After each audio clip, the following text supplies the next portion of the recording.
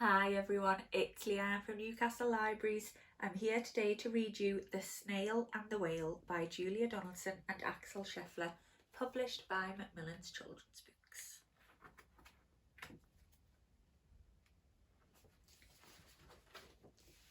This is a tale of a tiny snail and a great big grey-blue humpback whale. This is a rock as black as soot, and this is a snail with an itchy foot. The sea snail slithered all over the rock and gazed at the sea and the ships in the dock. And as she gazed, she sniffed and sighed. The sea is deep and the world is wide. How I long to sail, said the tiny whale. These are the other snails in the flock, who all stuck tight to the smooth black rock, and said to the snail with the itchy foot, "Be quiet, don't wriggle, sit still, stay put." But the tiny sea snail sighed and sniffed, then cried, "I've got it, I'll hitch a lift." And this is the trail of the tiny snail, a silvery trail that looped and curled and said, "Lift wanted around the world."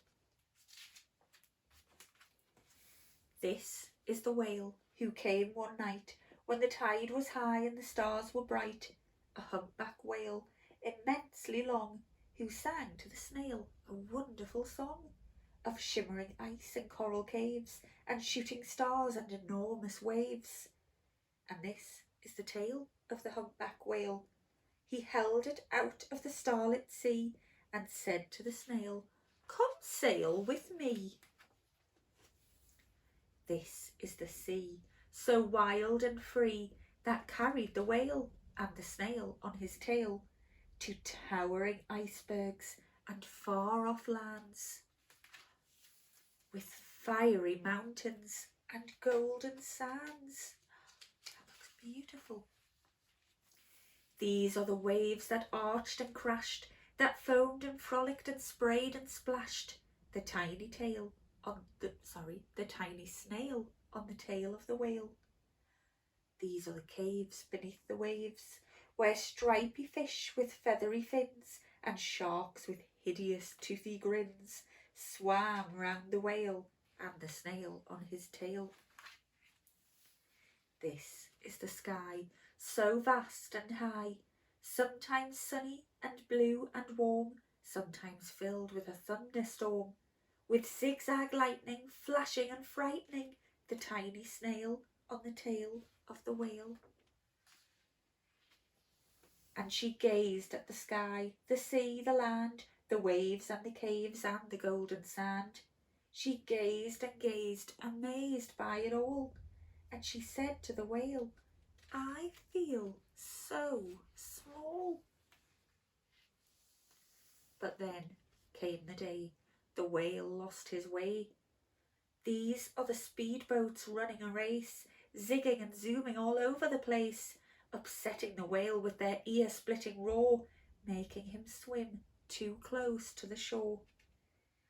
This is the tide slipping away, and this is the whale lying beached in a bay. "Quick, off the sand, back to sea," cried the snail. "I can't move on land, I'm too big," moaned the whale. The snail felt helpless and terribly small.